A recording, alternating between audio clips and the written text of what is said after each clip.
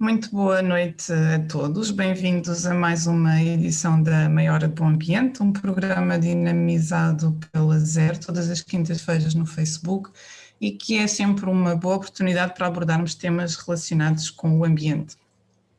O formato hoje vai ser um pouco diferente do habitual, pois não vamos assistir a uma apresentação de diapositivos, porque vamos dedicar todo o nosso tempo ao debate do tema com os nossos convidados e no final haverá, como é habitual, espaço para colocarem questões que surjam no chat do Facebook.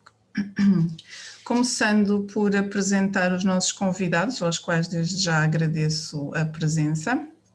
Temos o arquiteto Miguel Veríssimo, que desde do início da sua carreira, no início dos anos 90, se interessou pela temática dos impactos ambientais e eficiência energética dos ambientes construídos, desenvolveu vários e reconhecidos trabalhos de investigações e parcerias nesta área, dentre as quais destaco que foi autor da Janela Ecoeficiente, um projeto desenvolvido em parceria com a SAPA Building Systems e o Laboratório de Física e Tecnologias da Construção da Universidade do Minho, que foi vencedor do Prémio Nacional de Inovação em 2007 na área de energia. Temos também connosco o engenheiro Guilherme Carrilho da Graça, engenheiro físico, doutorado na área de engenharia dos edifícios, investigador no Instituto Dom Luís da Faculdade de Ciências da Universidade de Lisboa e professor nesta área também na Faculdade de Ciências da Universidade de Lisboa, no Departamento de Engenharia Geográfica, Geofísica e Energia. Especializado em climatização com baixo consumo energético, ventilação natural em edifícios e design de sistemas de energia renovável, suportado por simulação de energia em edifícios. O tema que nos reúne hoje está por várias razões na ordem do dia. Os tempos que atravessamos trouxeram-nos uma nova percepção da casa, por muitos de nós termos sido obrigados a limitar os nossos movimentos e atividades a este espaço, havendo mesmo quem tivesse de reinventar a sua casa para permitir realizar as tarefas sem as normais deslocações diárias ao local de trabalho ou à escola. De um modo geral, todos fomos confrontados com a importância de determinados aspectos das nossas casas e, em particular, com a importância de nos sentirmos confortáveis em casa. E, neste ponto, a relação entre o conforto térmico e o consumo de energia não é, muitas vezes, nem o ideal, nem para o meio ambiente, nem para a carteira. Tendo também em perspectiva o programa de apoio a edifícios mais sustentáveis, lançado recentemente pelo Governo, vamos conversar com o arquiteto Miguel Veríssimo para percebermos como funcionam os edifícios em termos energéticos e com o engenheiro Guilherme Carrilho da Graça vamos abordar a complexidade do desafio que é intervir em edifícios antigos e adaptá-los às exigências atuais, já que até o próprio programa de apoio incide em edifícios anteriores a 2006.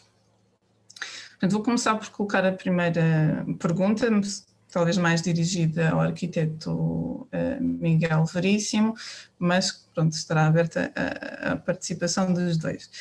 Portanto, a primeira pergunta seria: quais são os aspectos determinantes para o comportamento dos edifícios em termos energéticos? Eu pensando sobre essa pergunta, eu diria que começa no sol. O sol é a única forma de energia e é a única maneira que nós temos de nos adaptarmos às questões que depois são levantadas com a radiação solar no planeta, através da utilização do sol nas nossas tarefas diárias, não é? E essa energia e a forma como a transformamos é um indicador muito sólido para definir um pouco qual é o progresso de determinadas sociedades, não é? E aí, desde logo, chamaria a atenção para o facto de, relativamente a essa questão, Portugal não ficar muito bem na fotografia, já que 30% das famílias não têm capacidade, a chamada pobreza energética, não têm capacidade para isolar ou ter qualidade de conforto térmico nas suas habitações.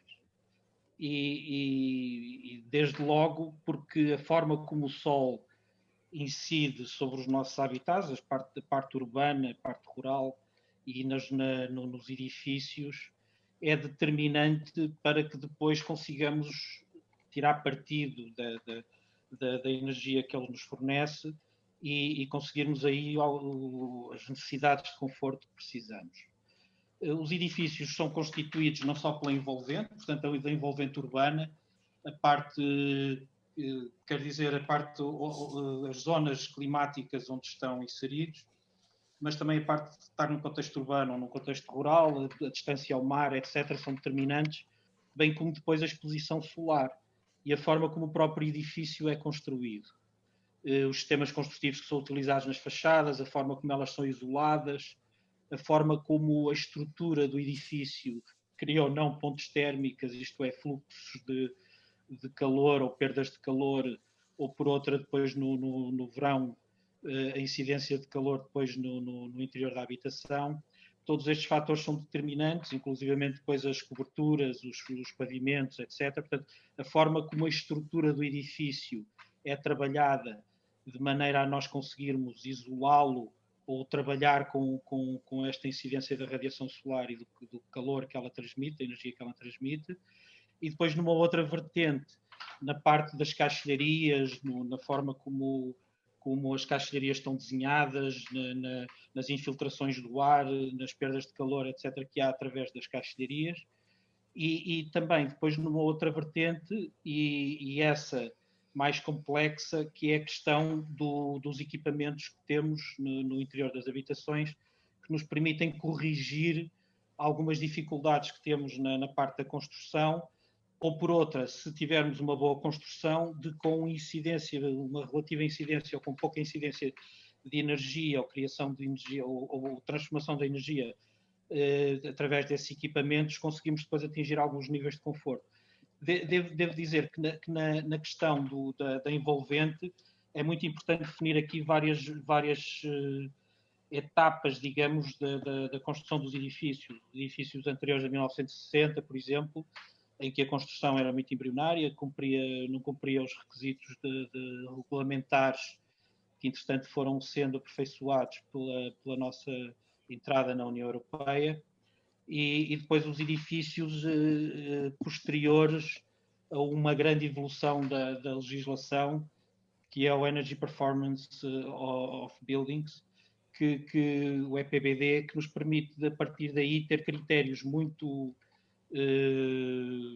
adaptados ao mesmo tempo a cada uma das realidades, a cada país, mas simultaneamente a cumprir critérios de qualidade já bastante aceitáveis.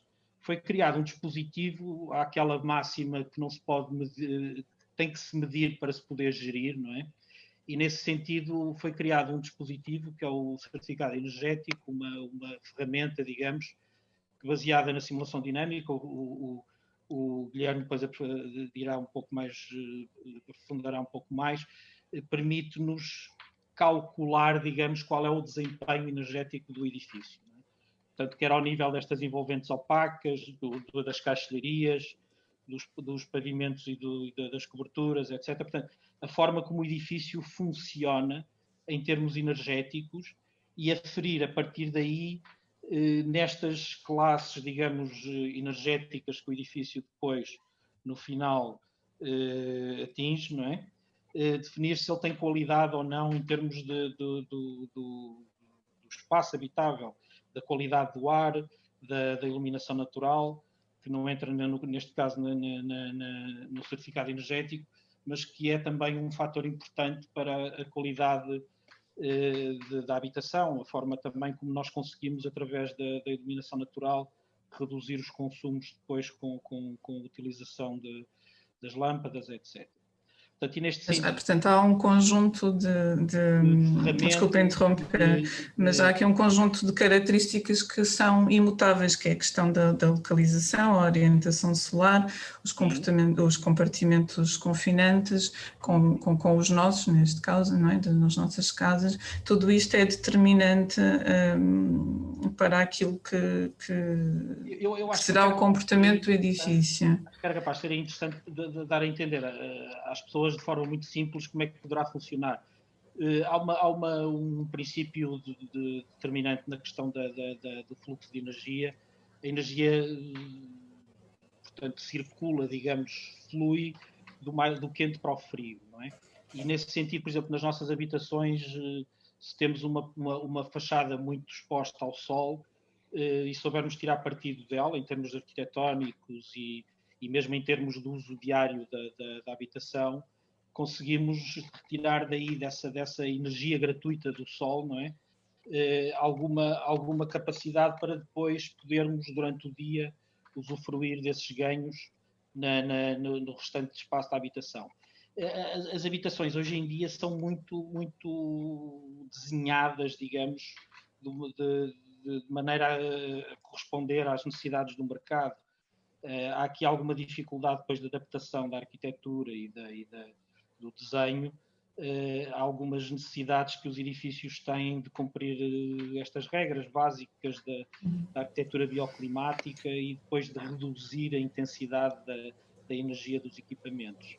E aí há um Mas, papel Miguel, agora, desculpa interromper, eu agora introduziria então a questão de que com o certificado energético, como falaste, nós conseguimos ter até algumas informações e daí retirar algumas orientações para aquilo que que poderá ser feito nos edifícios para isso ser melhorado. E aí trazia também, convidava o Guilherme também a participar neste aspecto dos certificados energéticos, desta informação que se consegue retirar e como é que nós conseguiremos adaptar ou melhorar os nossos edifícios, tendo em conta essa informação que nós conseguimos daí retirar.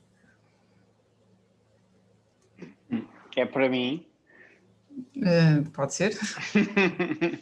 Não, eu acho é que, voltando aqui, a primeira pergunta que a Joana colocou é uma questão realmente muito complexa de responder, porque queria só também lembrar-nos, recordar aqui um aspecto para todos, que é edifícios há muitos, ou seja, nós podemos ter um edifício residencial tem determinadas características e necessidades, um edifício de serviços, escola, escritório, etc., loja, tem outro tipo de necessidades e outro perfil e outros problemas, e um edifício industrial, idem, acaba por ter outra realidade. E, portanto, às vezes é difícil, quando falamos em edifícios, ter uma receita para estas tipologias diferentes, não é?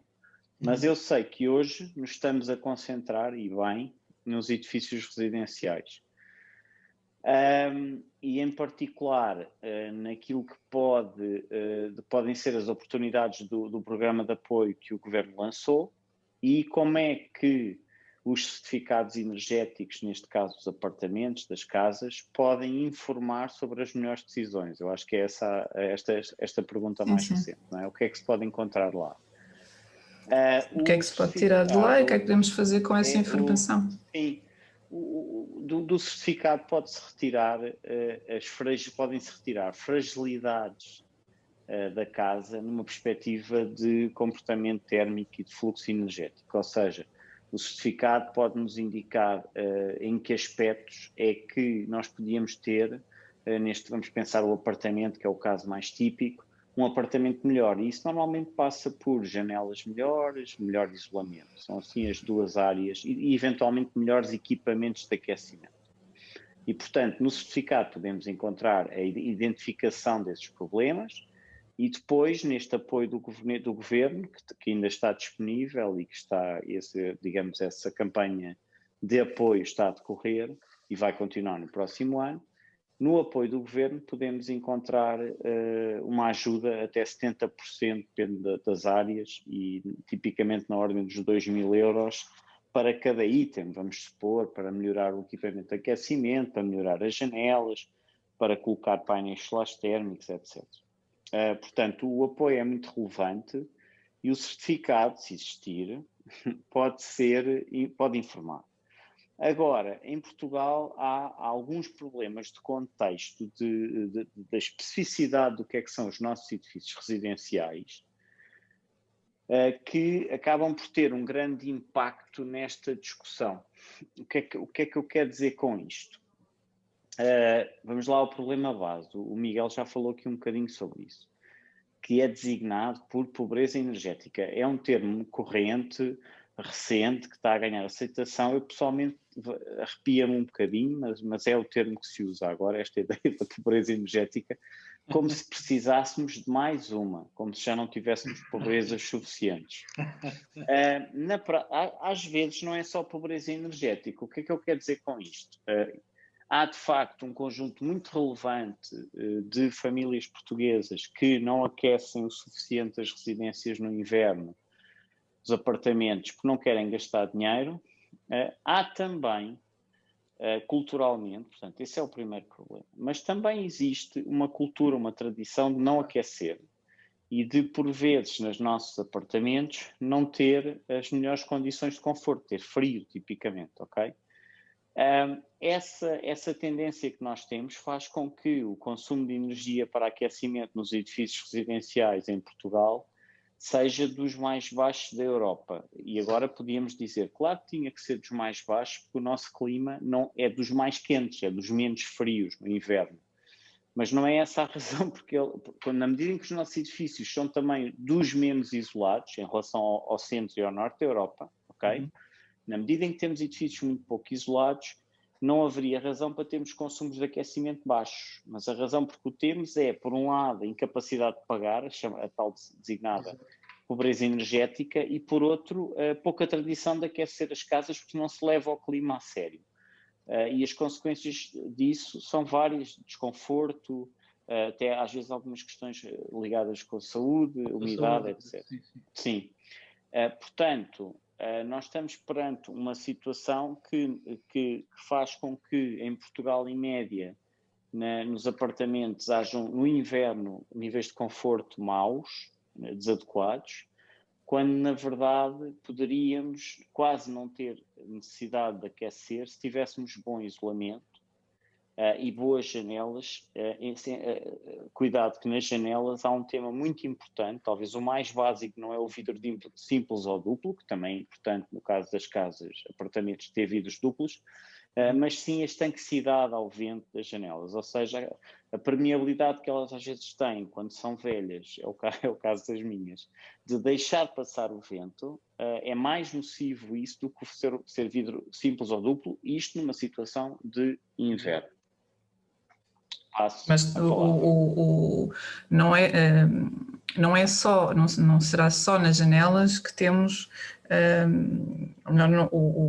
as perdas energéticas ou os problemas dos consumos, não é apenas pelas janelas, correto? Na maioria dos casos, a base está aí, digamos. O problema mais básico está aí, na maioria dos apartamentos antigos, e está nas janelas, e em particular na passagem de ar pelas janelas, mas também nas perdas térmicas pelas janelas. À medida que vamos melhorando coisas, começam a aparecer outras para melhorar. Então, começando pelas janelas, aquela que tipicamente surge em segundo lugar é o isolamento térmico das paredes e das coberturas.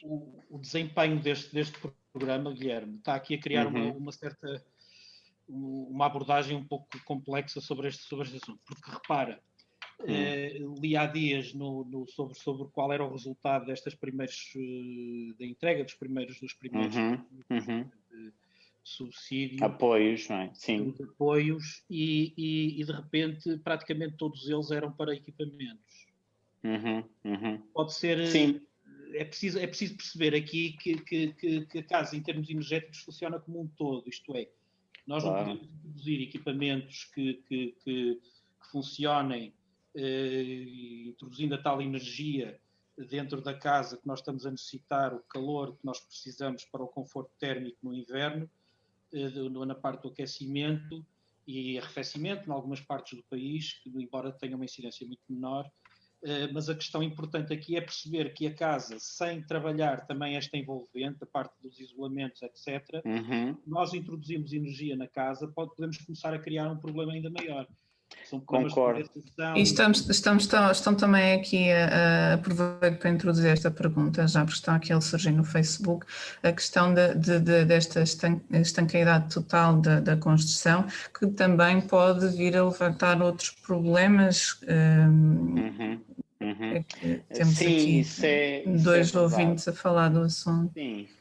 quando nós aumentamos, quando reduzimos os níveis de infiltração de ar exterior para, neste caso, nos apartamentos, podemos criar outros problemas que devem ser resolvidos tipicamente são resolvidos com ventilação mecânica básica de baixa intensidade, coisas do género, um ventilador de extração numa casa de banho e o ar a entrar na zona da cozinha, sala, etc. Isto aqui, quem ouve isto diz assim, então mas acabaram por selaram as janelas para a seguir e meter ventiladores, só que os ventiladores permitem uma ventilação controlada da casa, neste caso. Por contraste, as janelas com frestas proporcionam uma ventilação descontrolada e que resulta em perdas descontroladas de calor. E essa é a razão pela qual nós estamos a tender para, no caso do inverno, casas mais estanques, mas com a ventilação adequada, que pode ser feita com recuperação de calor ou não, isso depois é demasiado específico, acho que para hoje. Isto parece estúpido, mas não é. São aquelas as ventilações existentes nas caixilharias, não é? Pronto, em que o ar entra por aí muitas vezes, pequenas frestas específicas para esse efeito, e depois sai, por exemplo, pela casa de banho, cozinha. E é assim que se resolve o problema da qualidade do ar. Agora, o que o Miguel disse é muito importante. O que é que acontece? Quando existem estes subsídios, o mercado reage e procura a oportunidade de vender equipamentos. É normal fazer isso e por essa razão é muito mais fácil chegar a uma casa e dizer, olha, temos aqui uma oportunidade de comprar uma bomba de calor, que vamos pensar naqueles ar-condicionado básico que encontramos nos supermercados e que até é bastante eficiente. Não quer isto dizer que seja uma solução excelente, é apenas muito eficiente, ou seja, consegue fazer muito calor com pouca energia ou frio com pouca energia. A colocação desse equipamento é a solução mais fácil e com um subsídio de 70% eventualmente torna-se muito tentador. Infelizmente, as soluções de base que o Miguel falou e que seriam mais importantes, janelas envolventes, sombreamento, também não falámos, também é importante no caso do verão, essas, e também no inverno, porque o store, quando fecha, também aumenta o isolamento, Exato. Por exemplo, de uma janela, e bem, e até também acústico, mas isto para dizer o quê? Essas soluções são mais difíceis de perceber a sua adequabilidade ao local, são mais caras, são mais específicas e por essa razão acabam por não aparecer menos nestes programas.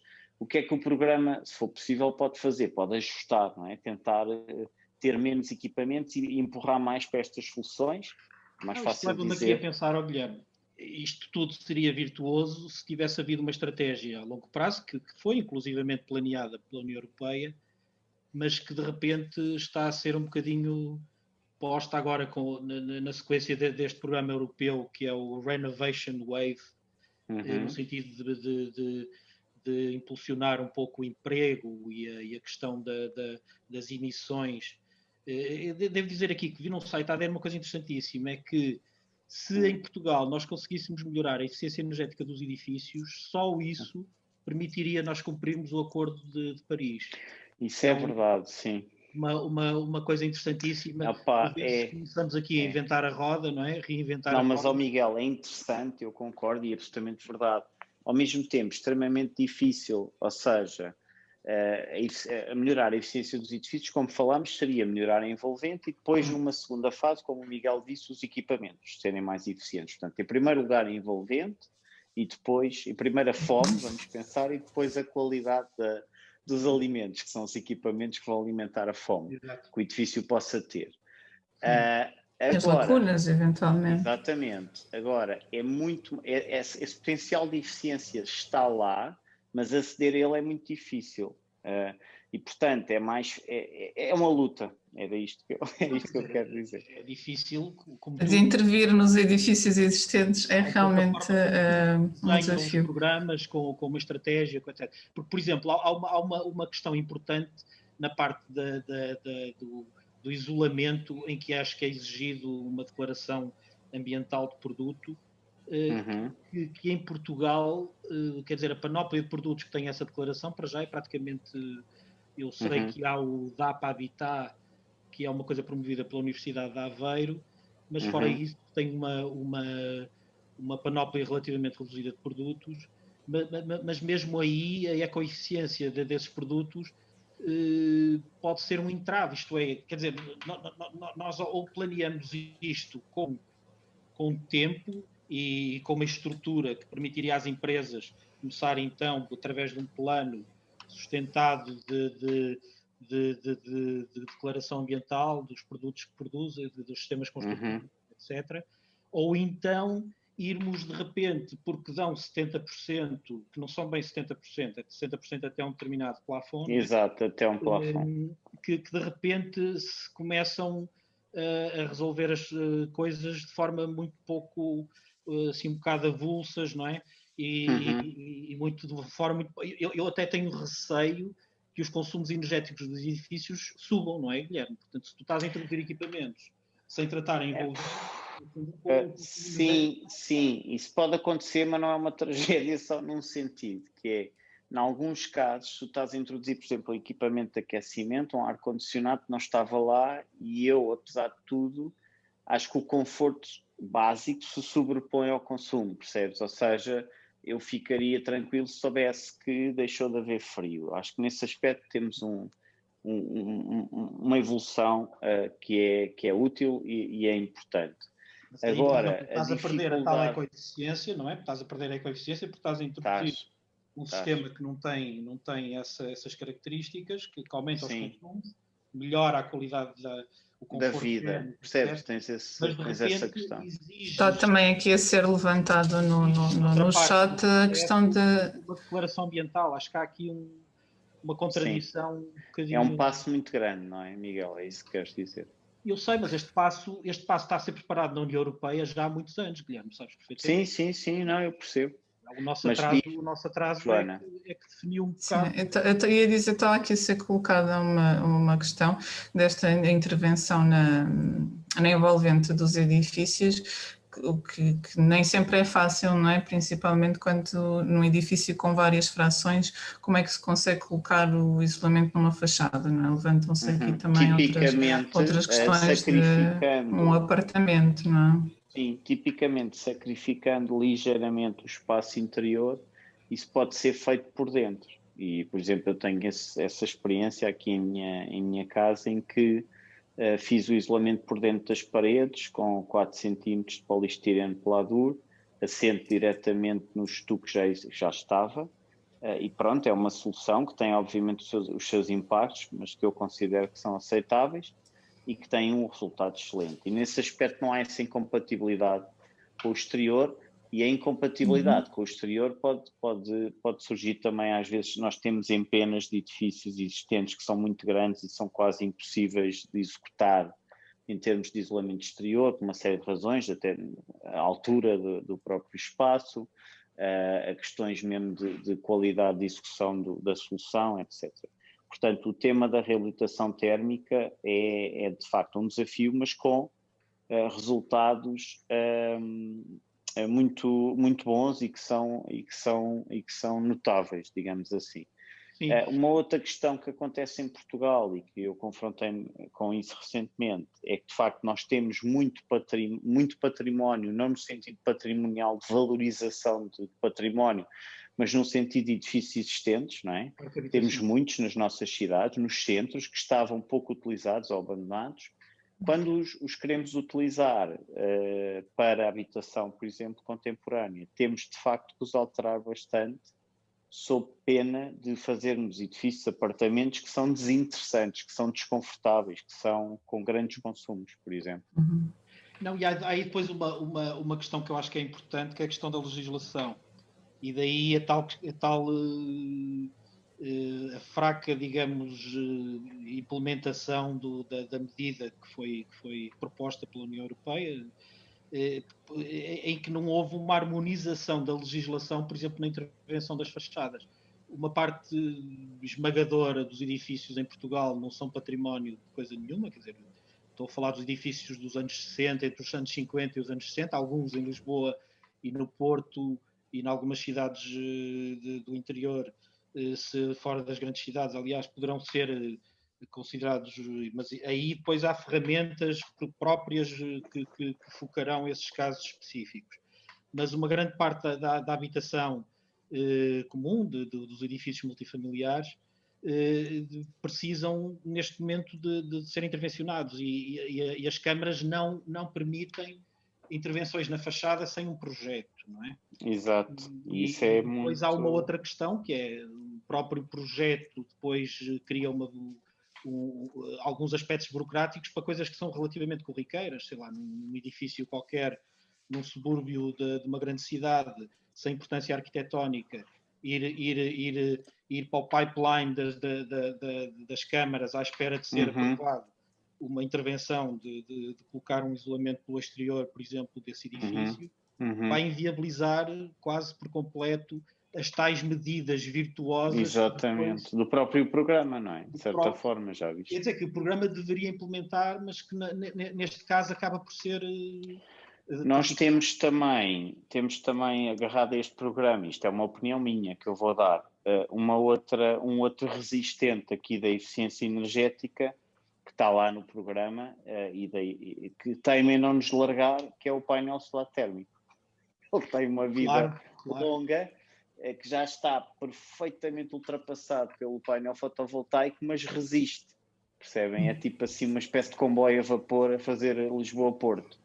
Sabes que Queria só, peço desculpa, temos já também de ir fechando, queria só colocar aqui uma pergunta que surgiu aqui, que é que se valerá a pena fazer só o isolamento na fachada mais fria, salvo erro a fachada norte, é a questão.